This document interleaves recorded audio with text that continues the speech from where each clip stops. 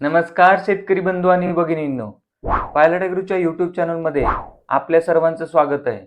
तर आज आपण कांदा या पिकामध्ये येणाऱ्या वेगवेगळ्या रोगांबद्दल माहिती घेणार आहोत. तर याच्यामध्ये सगळ्यात पहिला आणि महत्त्वाचा जो काय रोग आहे तो म्हणजे मर.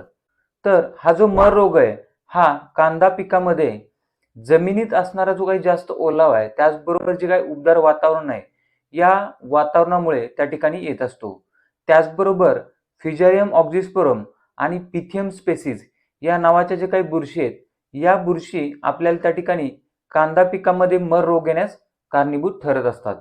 मग हा जो काही रोग आहे हा रोग आपल्या प्लॉटमध्ये ज्यावेळी येतो त्यावेळी काय होतं, तर सर्वप्रथम याचा अटॅक जो आहे हा आपल्या मुळांवरती होतो आणि आपल्या कांदा या पिकाची जी काही मुळं आहेत ही हळूहळू त्या ठिकाणी त्याचा रंग बदलण्यास सुरुवात होतो.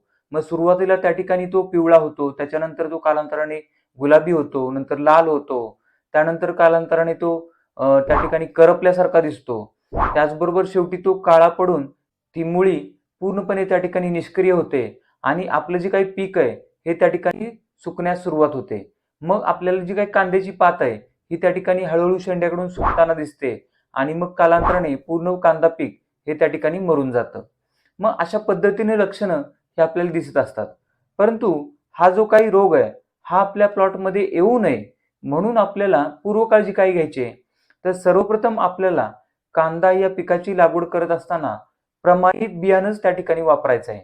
त्याच्यानंतर जर आपण रोप लागवड करणार असाल तर आपल्याला त्या ठिकाणी जी काही रोपं आपण घेणार आहोत ही आपल्याला चांगल्या प्लॉटमधूनच निवडायची आहेत. त्याच्यानंतर आपल्याला जी काही आपण जमीन निवडलेली आहे कांदा पिका लागवडीसाठी या जमिनीत आपल्याला त्या ठिकाणी भरपूर प्रमाणात सेंद्रिय खतांचा वापर करायचा आहे आणि जमिनीला आपल्याला त्या ठिकाणी ताकद द्यायची आहे. त्याच्यानंतर जी जमीन जी आहे ही त्या ठिकाणी आपल्याला माती परीक्षण करायचं आहे आणि माती परीक्षण करूनच आपल्याला या पिकाचं एकात्मिक खत व्यवस्थापन करायचं आहे. त्याच्यानंतर त्या ठिकाणी पाणी परीक्षण करून आपल्याला पाण्याचं नियोजन योग्य पद्धतीने करायचंय आणि पिकाला आपल्याला खतांची उपलब्धता वाढवण्यासाठी त्या ठिकाणी मदत करायची आहे. त्याच्यानंतर योग्य वेळी आणि योग्य पद्धतीनं तणांचं नियंत्रण करून आपल्याला त्या ठिकाणी पीक हे स्वच्छ ठेवायचंय. त्यानंतर ज्या जमिनीत आपण लागवड करणार आहोत त्या जमिनीचं आपल्याला त्या ठिकाणी पीक फेरपालट करणं अत्यंत गरजेचं आहे आणि ही जी पीक फेरपालट आहे ही आपल्याला कांदा लागवडीच्या आधी करायची आहे, जेणेकरून जी काही बुरशी आहे या रोगाची ही त्या ठिकाणी जास्त प्रमाणात वाढणार नाही. त्याच्यानंतर जी काही शेतीचे अवजार आहेत जे आपण या पिकाच्या लागवडीनंतर वापरणार आहोत किंवा लागवड करत असताना वापरणार आहोत ही अवजार आपल्याला त्या ठिकाणी निर्जंतुक करून वापरायची आहेत. म्हणजे उदाहरणादाखल जर आपण खुरपणी करणार आहात तर आपल्याला खुरपं हे निर्जंतुक करून वापरायचं आहे. त्याच्यानंतर हे झालं पूर्वकाळजीबद्दल.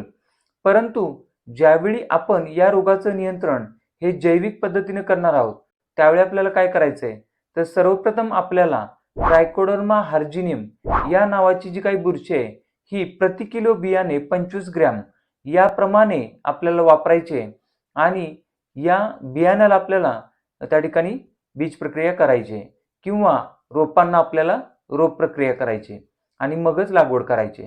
त्याच्यानंतर ज्यावेळी आपण ही बीज प्रक्रिया करणं आपल्याला शक्य होणार नाहीये त्यावेळी आपल्याला काय करायचंय, तर याच बुरशीची म्हणजेच ट्रायकोडर्मा हार्जिनियम या बुरशीची आपल्याला त्या ठिकाणी 5 ग्रॅम प्रति लिटर पाणी या प्रमाणात घेऊन आपल्याला त्या ठिकाणी आळवणी करायची आहे आणि त्याचबरोबर आपण याला ड्रीपद्वारे देखील वापरू शकतो आणि या रोगाचं नियंत्रण करू शकतो.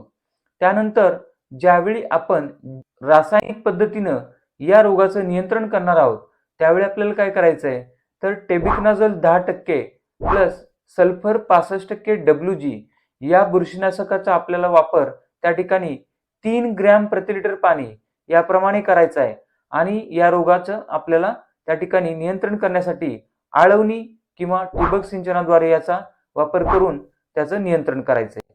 तर याचप्रमाणे तुम्ही एकात्मिक नियोजन करून या रोगाचं नियंत्रण केलं तर तुम्हाला त्या ठिकाणी चांगल्या पद्धतीने या रोगावर नियंत्रण करता येईल आणि आपला जो प्लॉट आहे हा आपल्याला रोप मर मुक्त ठेवता येईल.